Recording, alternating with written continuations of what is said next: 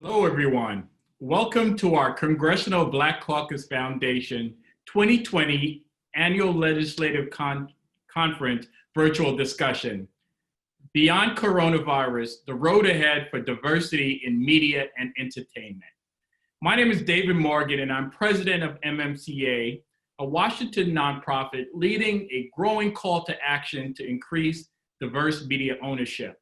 I invite you to view a brief video of our organization and our work. We see a media diversity crisis with serious economic, social, and political implications.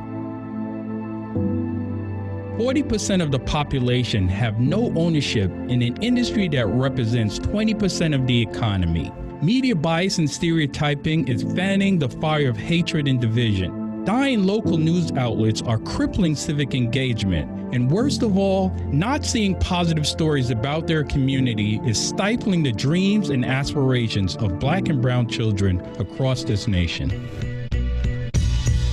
We hosted the inaugural Multicultural Media Correspondents' Dinner to ignite a call to action to move the needle on media diversity. We don't just tell colored stories, we tell stories in color. During the dinner, we honored multicultural media luminaries who all shared their struggles and highlighted the need for increased media diversity. I'm not too sure.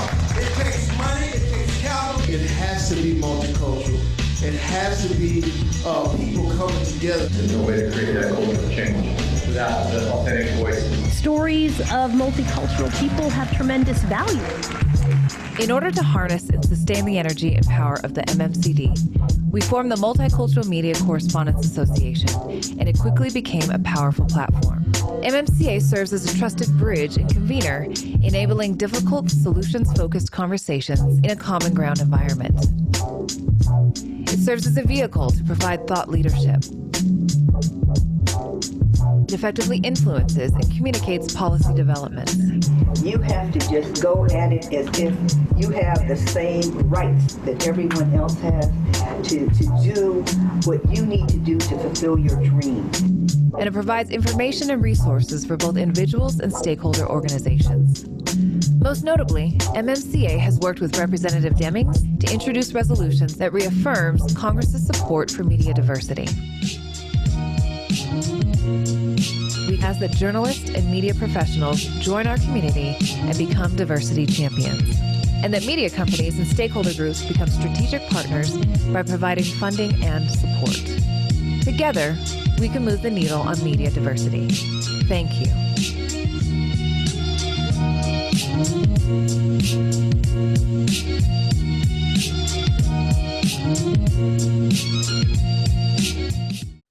Today, I have the distinct honor of introducing our honorary host, Congresswoman Val Demings from Florida. But first, I'd like to thank our board, our many partners for their guidance and support. I particularly want to thank our corporate partners for this event, the Walt Disney Company, Bloomberg, Nielsen, Stars, and the Urban Movie Channel. I also want to thank our Congressional Media Diversity Champions, who are the true leaders of this effort and whose shoulder we stand. Our honorary host, Congresswoman Val Demings, who authored the resolution reaffirming Congress's commitment to media diversity and chairs the Media Diversity Congressional Brain Trust, is a true example of that champion.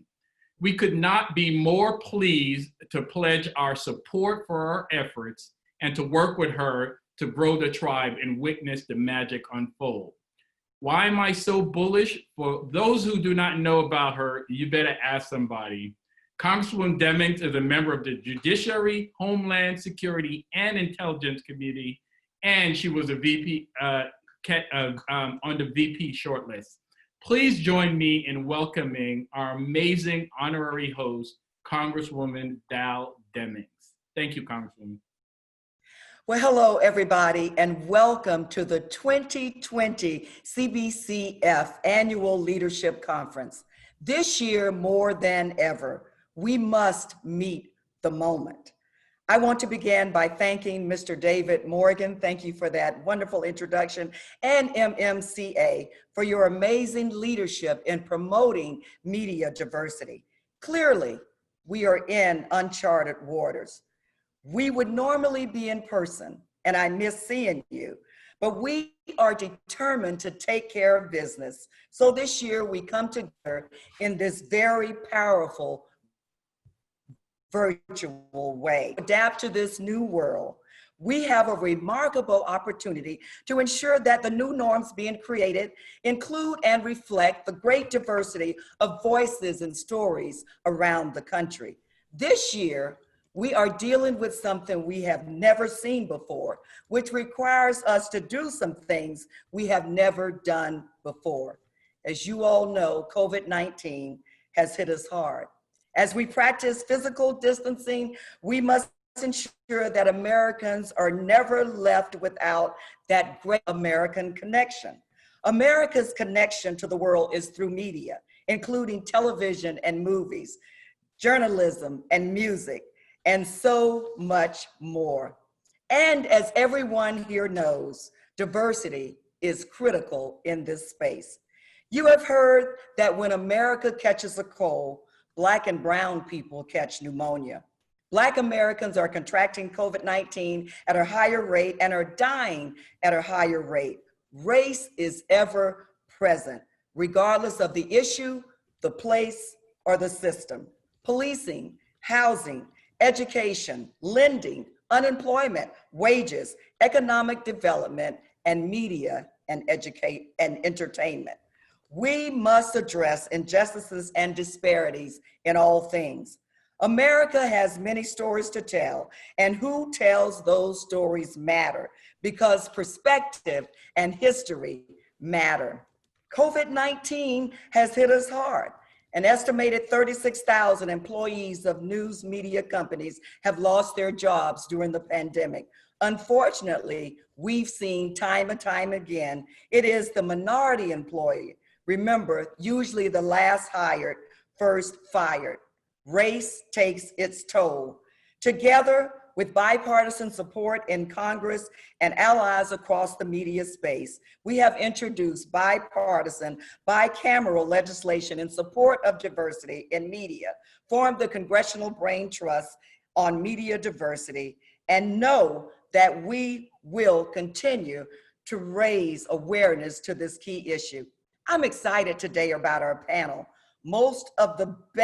Some of the best in the business are joining us today to discuss diversity in media and the entertainment industry, digital streaming, and how COVID-19 impacts diverse content and social change. You will see our panel is truly amazing. Let's meet the moment. Now, it is my honor to introduce our moderator for today. Mr. Terrell Whitley truly is a blessing to the business. Thank you so very much, Representative Val Demings. We are so pleased again to be together for this Congressional Black Caucus. I am very pleased to have such a phenomenal panel with me today. We're going to move quickly into some introductions and right into our discussion, which I think will be very depth. We'll have a lot of depth and a lot of information for our audience. So let me start quickly with Dr. Mark Henry. We thank you, Dr. Mark Henry, for joining us. He is an award-winning media technology executive with core competency in technology that businesses can deliver media and entertainment to fans all over the world. He is the Vice President of Broadcast Infrastructure at Disney Streaming Services. He's a well-known keynote speaker, a photographer, a dad, an engineer, a strategist, also a 6-time Sports Emmy Award winning, as well as a Golden Edison Innovation Award winning individual. We also have Cheryl Grace. Thank you, Cheryl, for joining us once again this year for our panel. She is the Senior Vice President of U.S. Strategic Community Alliances and Consumer Engagement for Nielsen, and she drives Nielsen's multicultural efforts through her leadership strategy. As the lead content executive for all domestic multicultural and diversity initiatives, she spearheads important conversations on trending diversity issues of importance for Nielsen. She has been named one of Black Enterprise's top 50 women, powerful women in business. Cheryl, once again, thank you for being with us. Next up, we have Ms. Christina Davis. It's such a pleasure to have you. She is the president of Original Programming for Stars.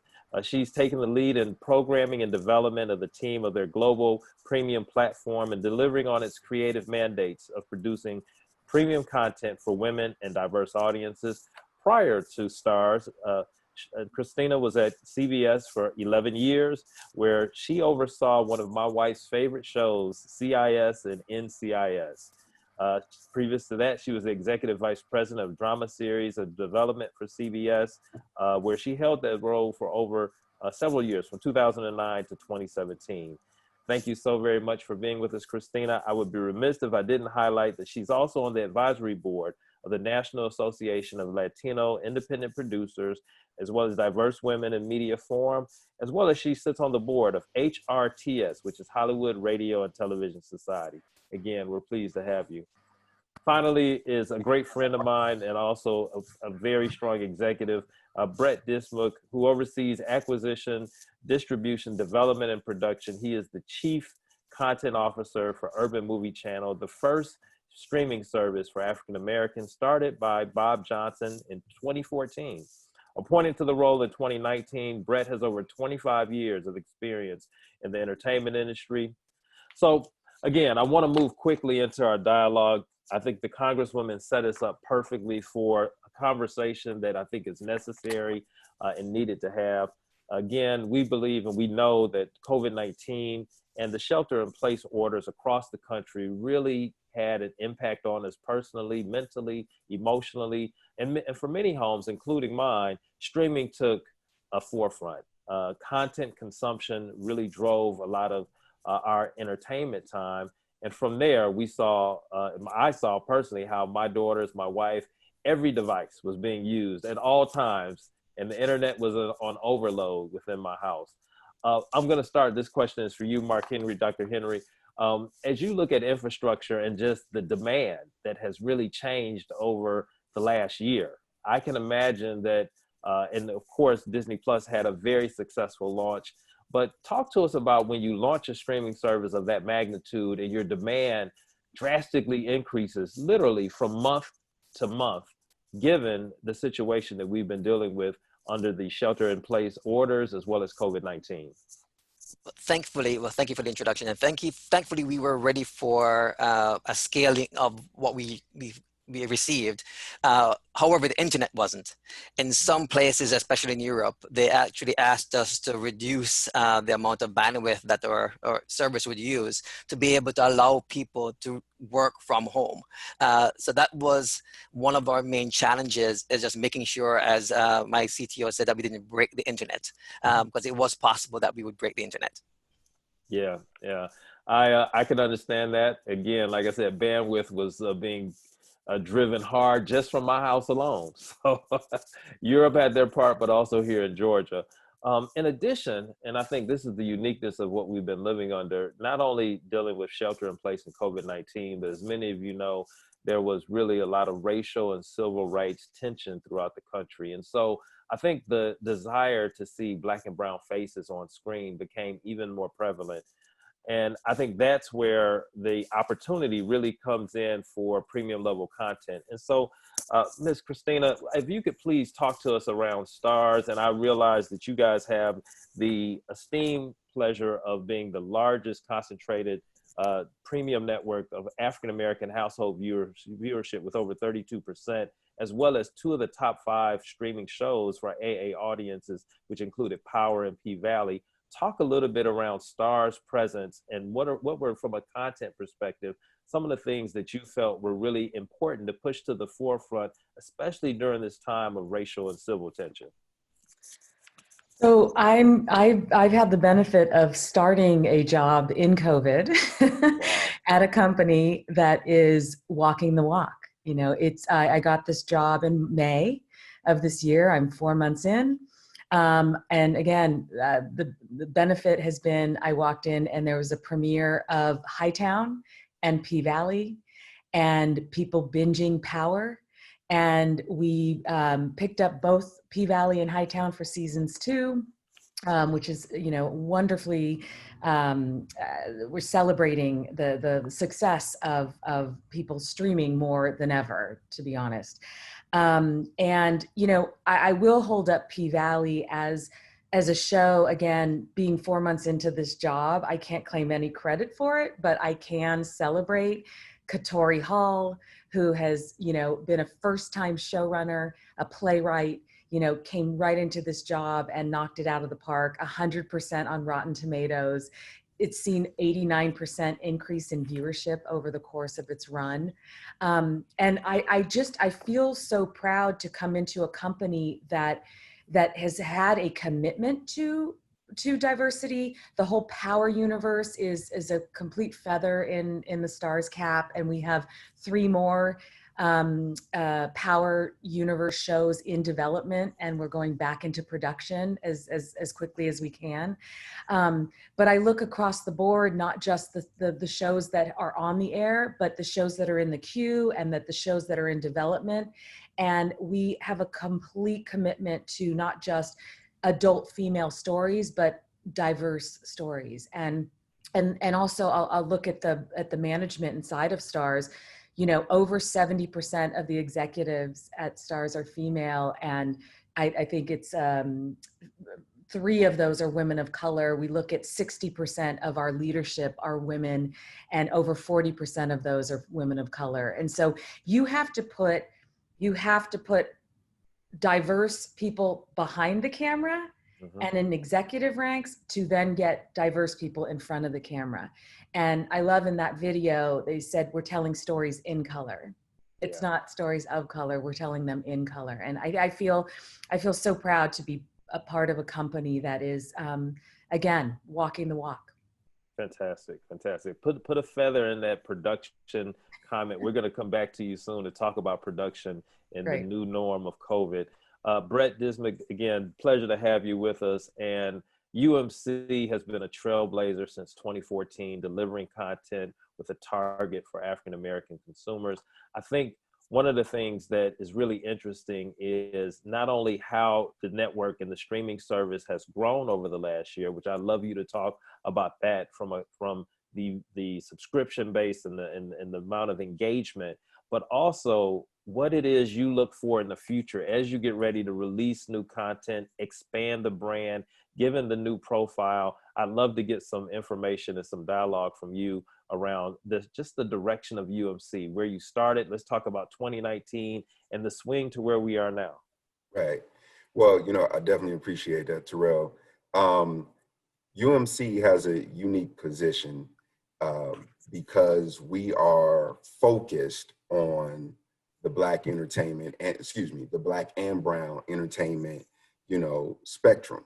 And, unlike a lot of other networks where you'll have a couple of shows that feature people of color, it's our job to show the entire spectrum of what is present in Black and Brown America.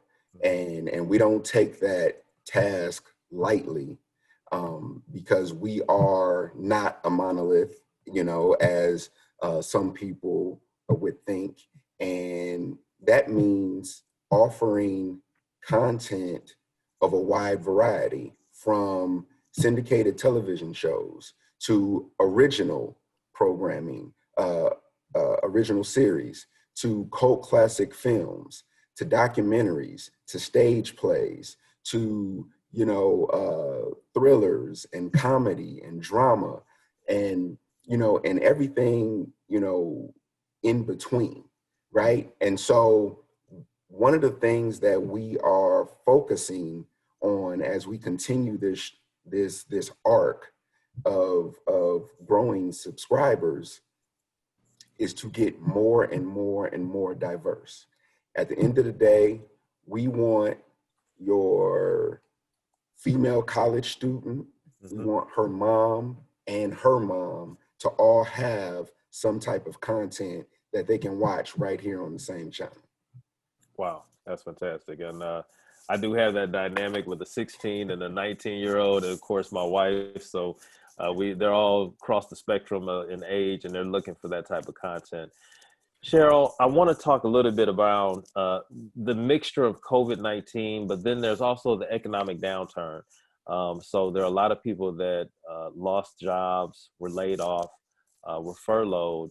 But it's interesting, specifically in the African-American community, that there's still elements where priorities still stick, where having diverse images and content and entertainment is still something that people maintain, meaning they will maintain their streaming service. My wife and my girls, they actually also have all gone natural. So we have more hair care products than you can imagine in our household as they go through that wonderful transition in hair. So I know that those are a priority, and the things that they say, listen, even in the midst of economic downturn and COVID, we still have to keep priorities set. And we've actually seen during this window a very strong increase in diverse content. I know Nielsen has done some reporting. I have some additional reporting that has come out just today, but I'd love to hear your perspective and some of the details of reporting that you guys can provide and have provided around the increase in the dynamics of African-American culture and the streaming services. Absolutely. So, you know, when we have a chance, I can give you a whole report just on natural hair care and the trends that have occurred during COVID by itself. But, you know, African Americans, I've been following and tracking for the last 10 years what African Americans are spending their time and money on. And we have $1.5 trillion of purchasing power now.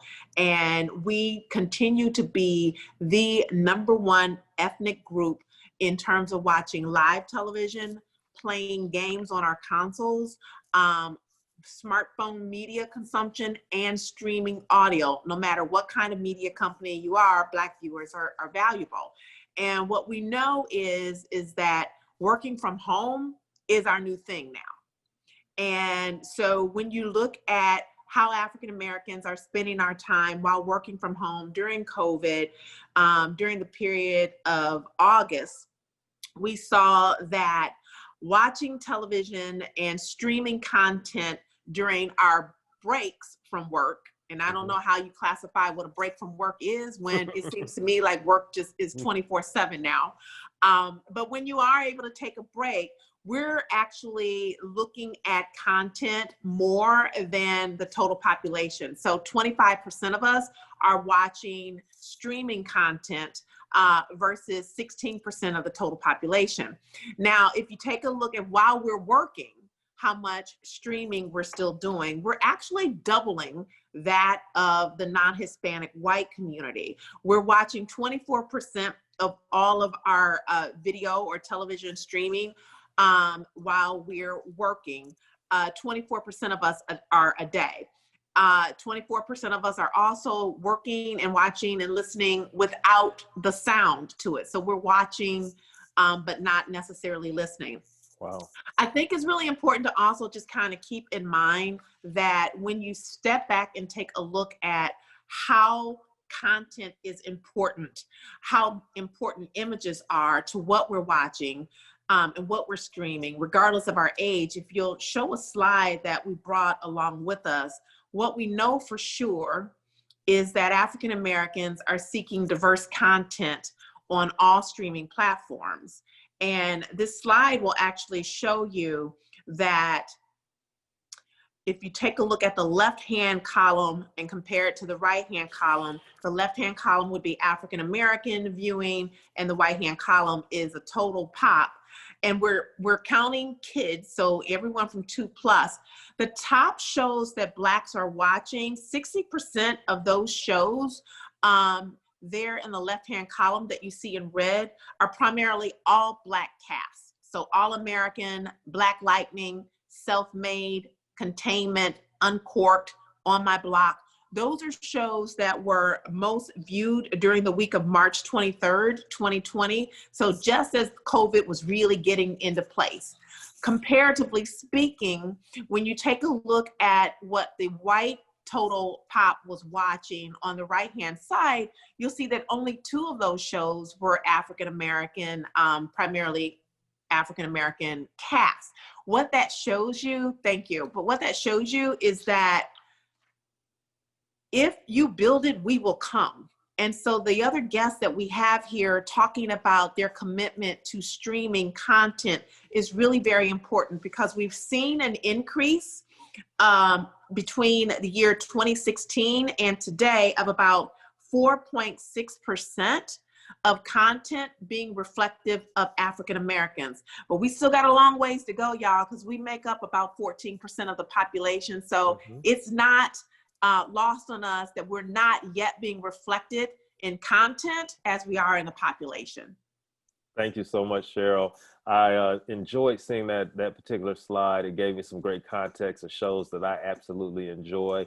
I realized there's a show that would have been in that list, but they actually are in the midst of expanding into a full universe, which is Power. And so I want to come back to you, Christina, because Power was one of my favorite shows on Stars, and it's something that my wife and I would literally set our day and timers against. We hadn't done that in so many years, probably not since like the Cosby Show in a Different World, but it was a show where we wanted to make sure we never missed an episode. And as you guys expand into a much broader universe, it started the expansion, and interesting enough, two of my friends, Mr. Rob Hardy and Eve Rivera, are both directors within the Power universe. They were on set. And I remember them calling, we talking, they're saying, look, things are happening and production is being impacted. And so now there's going to be a change of production pre, but also production post-COVID. And so I'd love to get your perspective as you guys look. And I know here in Atlanta, Tyler Perry created his own bubble of sorts within his studio. How do you see this new paradigm shift as it relates to going and really picking up production again for the Power universe? Well, I will say Courtney Kemp is my hero. She created Power with Mr. 50 Cent. And they have been incredible. We were shooting episode 108 of the first season of Ghost, which is a continuation of the Power universe. It picks up 72 hours after Power left off. And so everything kind of came to a halt and we shut down. It afforded us the opportunity to write more episodes, which is great. We've spent a lot of time in virtual, writer rooms, writing episodes and getting content into the bank.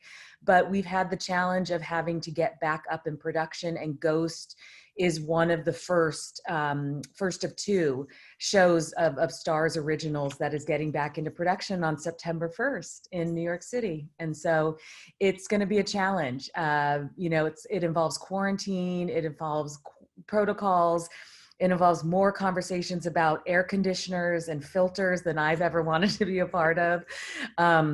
But it's all being taken so seriously, and being one of the first shows back to get back up and going, we have the benefit of shooting 3 episodes and then being able to take a break and sort of learning some lessons from that. But it's going to be a challenge. And then we have Raising Kanan, which is the origin story of the 50 Cent character in Power. That we were in production on the first episode, and that got shut down, again, using the benefit of time to write and get content into the bank. And then we have a third show called Force, which is basically the story of Tommy from the Power universe, and he will be leaving New York and going to Chicago to start a whole new life there. So this universe has it's grown and it's just wonderful. And we know from the marketing of Ghost, the fans are rabid, and we are going to premiere September 6th, I think. And I think we're going to be giving people what they are craving. And we've seen people binging Power, to great lengths. So we know the universe is just, everybody out in the world is waiting for this content. Fantastic. Let me hand it over to our fabulous honorary host, Representative Val Demings. I know she has some questions. Yeah, thank you so much, Terrell. What an absolutely powerful discussion.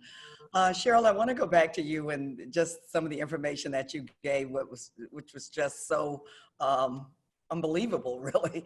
When you talk about the purchasing power, $1.5 trillion in the Black community, yes. I think about the terms know your power. You mentioned that Black people are seeking more diverse content. How do we, and this question may be for any member, but how do we turn that into demanding more diverse content? Yeah, you know, social media ties really well into the new normal right now of what America is experiencing. And the more opportunities you have to voice your opinions and your thoughts about television programming, about the streaming services that you're watching, and of course, using your social media platforms as that opportunity, but also writing into the networks and to the cable providers and letting them know, I appreciate having a diversity in my viewing options, and I'm going to continue choosing those programs that reflect multidimensional characters. And I think that that's one of the biggest differences that we're seeing now, is that we're able to see doctors and lawyers and thugs and pimps and prostitutes and, you know, best friends that are sassy, but also leading roles of women who have, you know, substance. And that's something that we haven't always been able to see. But communicating that, using social media, writing into the broadcast cable providers and network providers is a great way of turning that into something that is consistent and sustainable and get us up to the 14% of the population numbers that we'd like to see on television. You know, I would like to jump in there as well. And here's the thing. So we are 14% of the population, but we account for 25% of box office receipts, but we also account for 30 to 35% of cable viewing statistics. And correct me if I'm wrong, Cheryl, but we have to demand of our studios and our networks that the decision-making rooms have to reflect their viewership and where they get their money. You know what I mean? And so if you pitch a show to me, I'm going to envision that show in my world. And so I would probably envision that show in a Black setting. So if I'm doing that, white executives are doing that as well. So if Black and brown people and women are not in the room taking these pitches, giving their input to reflect the 25 to 35% of the market that we're representing, then we're gonna continue to not see ourselves. Well, Brett, I'm going to come to you quickly, and Mark, get ready. I'm coming your direction. But Brett, you made a great point. And one of the key factors there, you are one of the few African Americans that actually has the ability to greenlight as the chief content officer for UMC. And you have had that ability to really bring filmmakers and content creators to the forefront. In my space as a marketer, but also as a producer, I've seen this backlog of content creators that are looking to figure out where they can get a deal, how they can get to the marketplace. What advice would you give to that content creator in this particular new norm to say, hey, this, you know, what opportunity they can take and what opportunity should they be going after? And especially with someone that's all Black or an all Black network like UMC. Right. Well, first and foremost, networks like UMC are, you know, here to highlight the stories of our culture. Okay. So UMC and even the predecessor before UMC, which was Image Entertainment, over the last 15 years, we have distributed, you know, over 500 original Black and brown stories that otherwise were not being produced or financed or distributed, you know, by the majors. But here is our opportunity. Yes, you have UMC. Yes, you have Brown Sugar and BET Plus and the Black streaming services. However, the time is now. If you are a content provider, there are 350 cable networks. There are 7 major studios, major film studios. There are 30 to 40 streaming platforms. That's 400 different places where you should be pitching your stories, because if we're gonna, you know, be honest here, this is the time to pitch those stories to non-Black or traditionally non-Black outlets. You know, they need our content, even if it's just to save face, to say that they're in the race with us. Let's you know, not miss out on our opportunity in this space and time. Wow, great. Dr. Henry, recently a report came out, as a matter of fact, this morning, a report from Streamlytics was released. And Streamlytics is a next generation data intelligence ecosystem with ultra segmented data for today's most popular platforms. And it ranked, out of the new networks and new streaming platforms, Disney Plus as their top streamer for Black content. They mentioned that it actually delivers against timelessness and relevant Black content, but also during the height of the Black Lives Matter movement, it also was able to really have a keen focus on the Black experience that they were able to kind of present in a national way through the streaming service. Can you talk a little bit about Disney Plus and just its rise and how Black consumers are connecting more and more to that particular platform? Sure, and as Nielsen data was showing, that a lot of the population is now turning to streaming. I was reading an article earlier this week from Self Magazine where it was saying that over 50% of the population looks to streaming for some form of mental relief and escape. So as a result, I think our timing for Disney Plus was perfect, where we were able to launch in November, and COVID happened in March, and we were there to be able to help the population of all stripes be able to meet whatever need that they had. So I think the timing helped us be able to grow as quickly as we did. Fantastic. Thank you so much.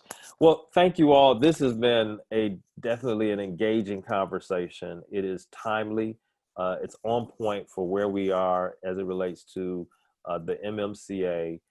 As well as the support that Representative Val Demings provides to the multimedia community. And so I want to thank you all for your participation in today's panel. I want to thank you for working with us.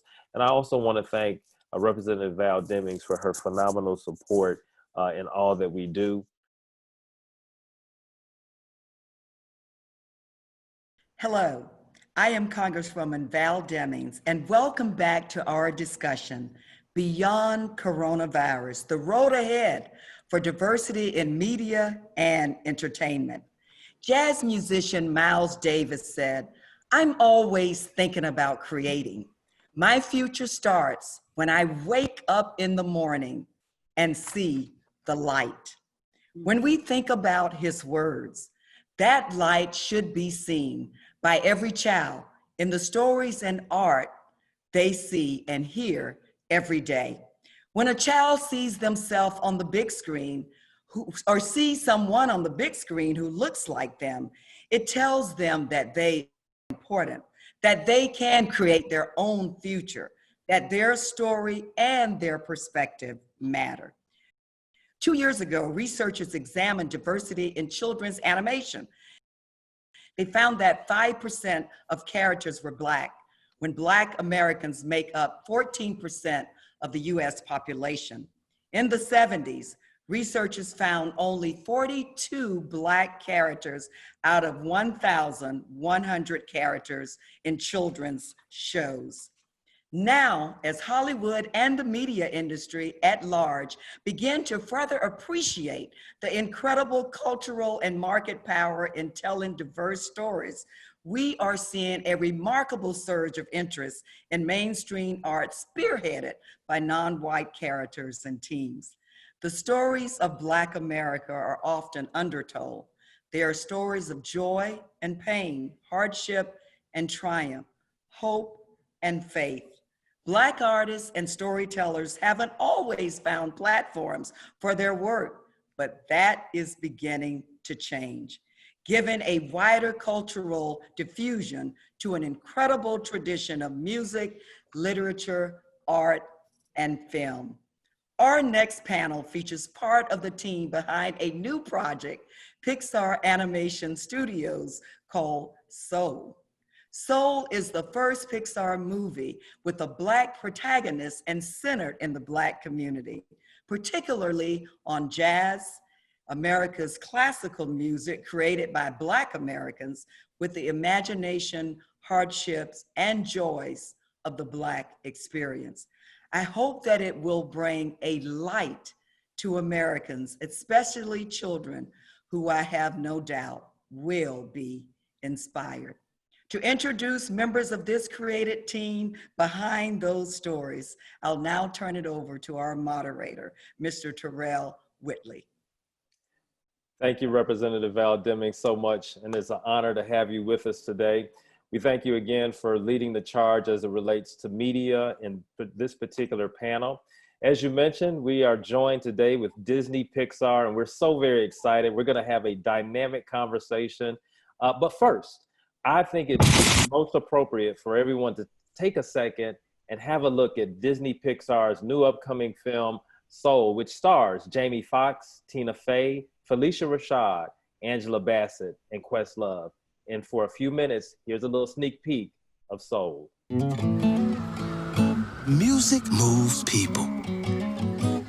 I'm Joe. I teach middle school band.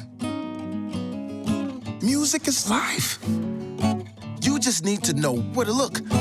Though we are parting ways, we shall come around to touch eyes again. If love is the foundation, if the purpose be to recycle life, I promise shall bring us to one. Spend your precious hours doing what will bring out the real you. Love. The brilliant, passionate you. Love, love. That's ready to contribute something meaningful into this world. Love, love. God, get ready. Love. Your life is about to start. Oh, yeah.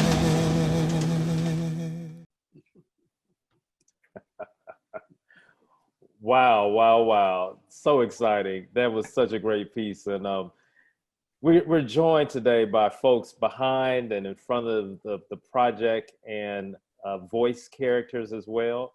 And so voice talent, I should say. And so let me announce and kind of present our panel for today. I'm so excited to have this conversation. We'll start with Phylicia Rashad. Thank you, Ms. Rashad, for joining us. She is the voice of Libba, is one of entertainment's most extraordinary performing artists, whether she's entertaining audiences on stage or on screen, breaking new ground as a director, or teaching the next generation. A versatile actress, Rashad became a household name when she portrayed Claire Huxtable on The Cosby Show.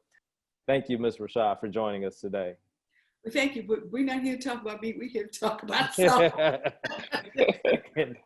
I also want to introduce, next up, Kemp Powers. He's our co-director, story by, screen by Kemp Powers. Thank you, Kemp, for joining us. He is an award-winning playwright, television and film screenwriter, and journalist.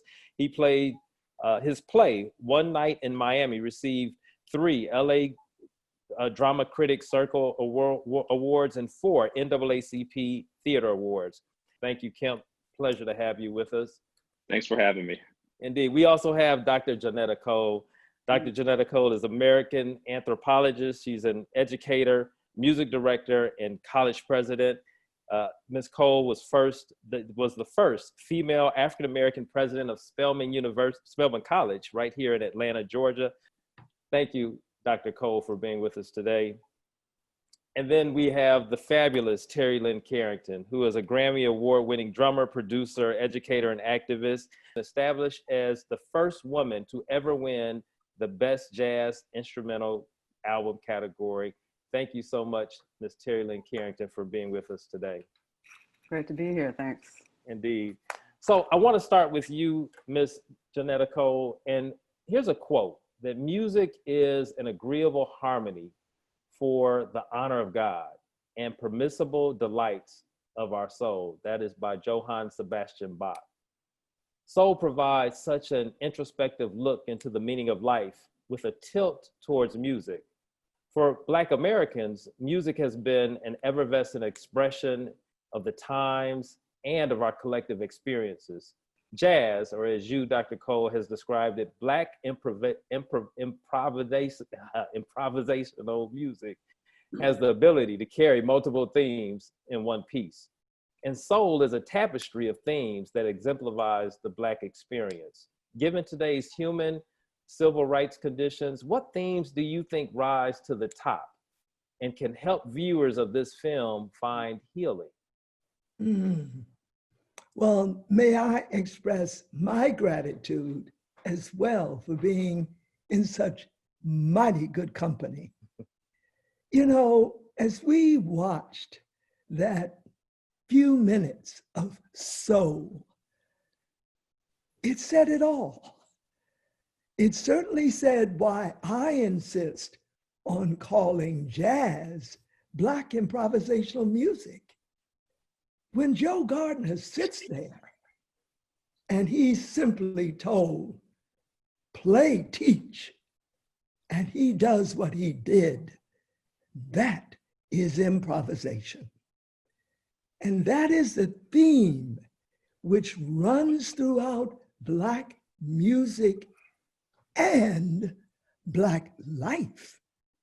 The two are so intertwined. And that is why, in my view, excuse me, beginning from the beginning of our experience in America, Black folk have had to improvise. We've had to make do when don't wanted to prevail. And Black music has reflected that. Remember, at that Berlin Jazz Festival, in the program, when Dr. King said, Black music, more specifically jazz, lifts us up when our courage is beginning to fail. If there was ever a time when we need Black improvisational music, it is now. Fantastic. Thank you for that. Well, a quote from the film that really jumped out to me was, "Is all this living worth dying for?" Let me repeat that. Is all this living worth dying for? That line above all spoke volumes to my spirit. Miss Phylicia Rashad, you have had such an accomplished life and career, and you continue to do such magnificent work. But hearing the story of how you called upon Denzel Washington, your friend, to help the late, great Chadwick Boseman while he was a student at Howard University deeply impressed me, because I believe helping others provides more reward than receiving, just as Joe Garner needed to help 22 to find himself. Who helped you the most and led you to discover your spark in life? Oh, that would be my mother, Vivian Ayers. Wow. My mother is a poet and a scholar and an arts activist. And she comes from a family of people who are given to civic duty and service to others. So that's what I grew up with, and that's what I know.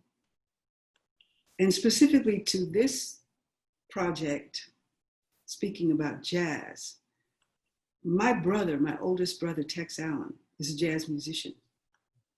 It was apparent when he was, oh gosh, I guess he must have been about 10 years old when he got his first trumpet, and he just picked it up and started playing taps with no lessons or anything. And at age 11, he conducted the Houston Symphony Orchestra in the Houston City Music Hall.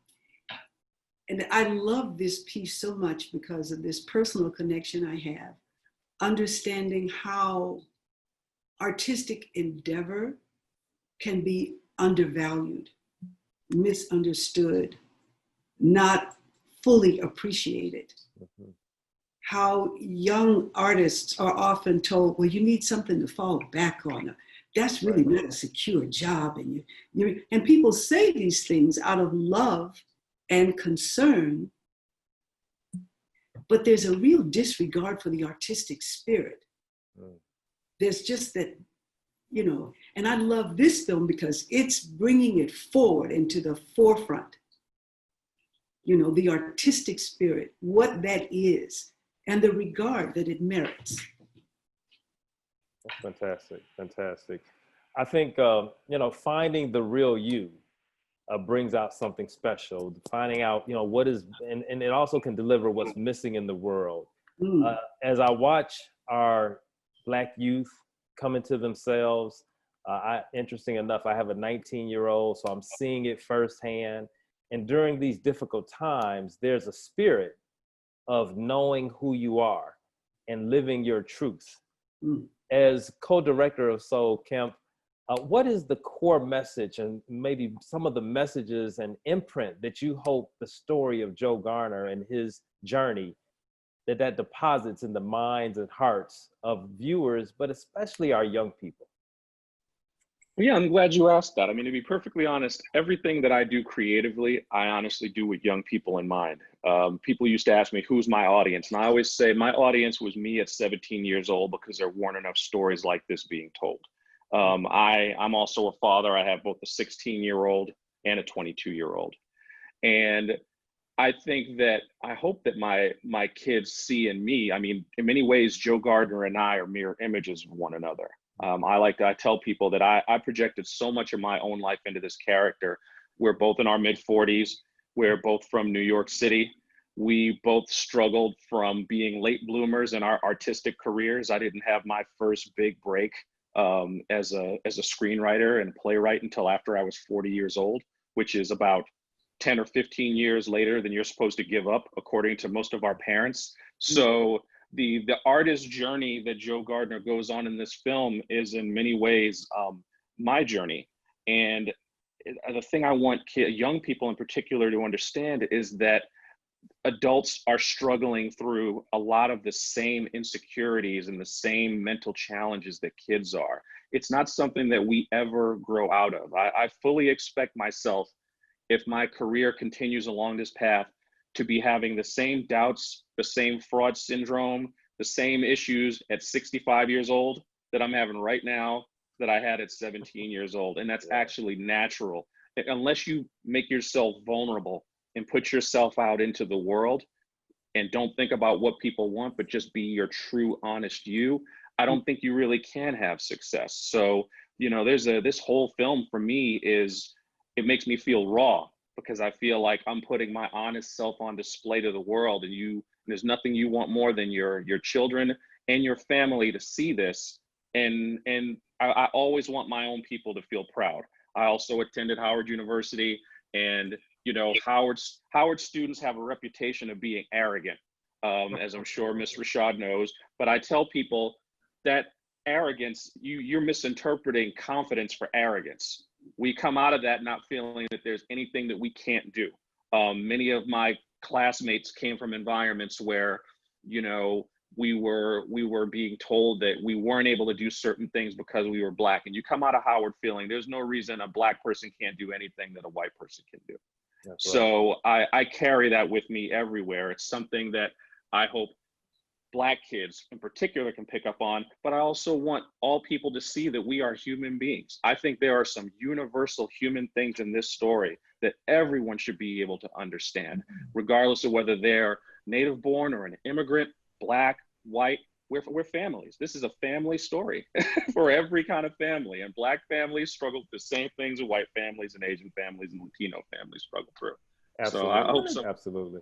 And I'm so proud of our Howard University graduates. Of course, as a Florida A&M University graduate, we too out of Florida produce some pretty phenomenal folks, even those down at BCC. And Representative Val Demings, I'd love for you to present a question at this time as well, if you have one.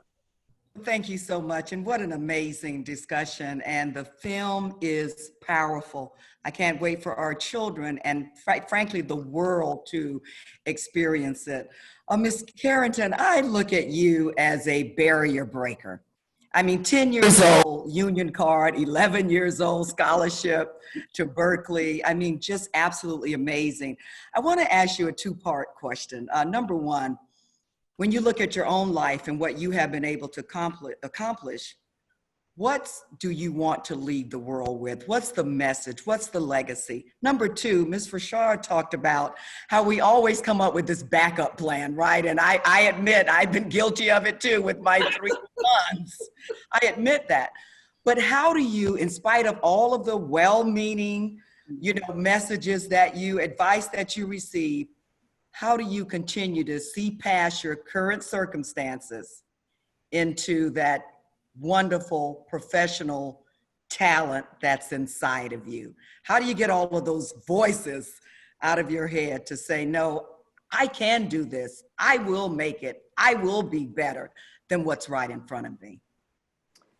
Wow. Well, I think for me, this started at a young age, this journey, and I was so young that I didn't think about it so much. I didn't realize that girls didn't play drums.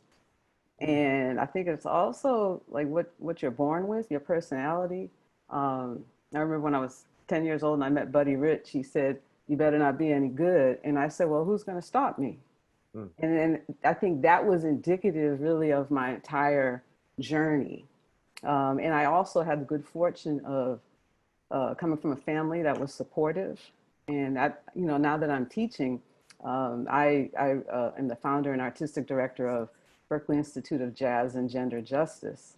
So now that I'm teaching, I had to focus more on the issue that I'm seeing with gender in jazz, because I realized I had this full career and I hadn't really taken the time to look at all the women that didn't have the same opportunity, didn't have the same encouragement, didn't have mentors, didn't have advocates.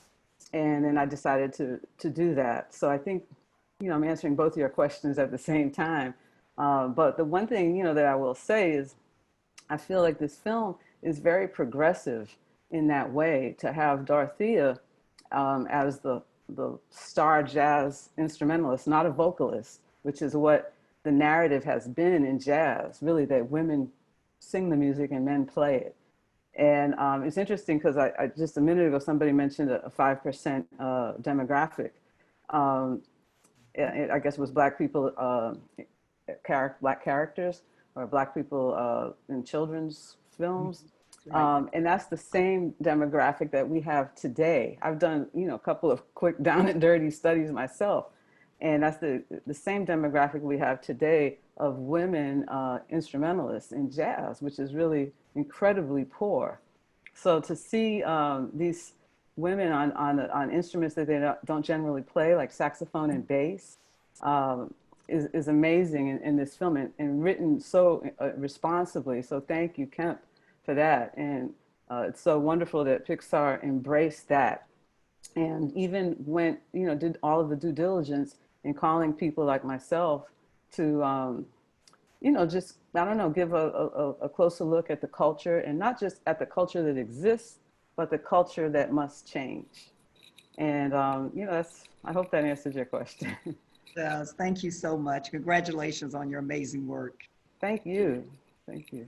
So this has been an incredible conversation. I absolutely, Kemp, want to thank you for bringing this story to the forefront. I agree with you, Dr. Janetta Cole. This is going to touch the lives and create an imprint on families and young people and us more seasoned folks alike. Thank you, the fabulous Phylicia Rashad, for lending your voice and your talent of always bringing excellence to the screen. And Terri Lynn Carrington, we appreciate you so very much. And like I said, I watch you so many days on the Arsenio Hall show. So to have this conversation with you is such a magnificent and wonderful opportunity. I'd now like to introduce David Morgan. He is the president of the MMCA, who is in conjunction working with Representative Val Demings on this panel. David, over to you. Well, Terrell, I just want to quickly just thank you and this amazing panel, Disney and the Pixar team, for allowing us to celebrate this awesome film and your multicultural excellence. And finally, Congresswoman Demings, thank you for all you're doing to lead the charge for media diversity. I'd love to turn it over to you for some closing words. Well, David, thank you so much for your kind words. Thank you, Terrell, for being an amazing moderator. My, how the time flies. This has been just such a powerful, amazing discussion. And as I said earlier, I cannot wait for this film for our children who need encouragement, who need to be motivated, who need to be inspired to see it and see themselves in it. and also for the world, so the world can clearly understand the talents and gifts and capacity that we bring to the table. I just want to also leave you with this. There are certain things that make art work. Empathy and creativity, authenticity and originality. These things are not dependent on someone's gender identity, or skin color, how much money they have in the bank, or their zip code. To quote another Pixar movie, not everyone can become a great artist, but a great artist can come from anywhere. By giving voice to this story and to our stories, we have the capacity to change the world. And so again, I want to thank you so much. I will continue the work in Congress. David, thank you for all that you are doing to help further that effort, Terrell as well, and to our unbelievable, amazing panel. I'm going to call you again. Please answer my call. And let me I'm pretty good at finding people, so I know all of you now. Thank you for just being wonderful, amazing, and such great role models for our youth. Thank you all. God bless you.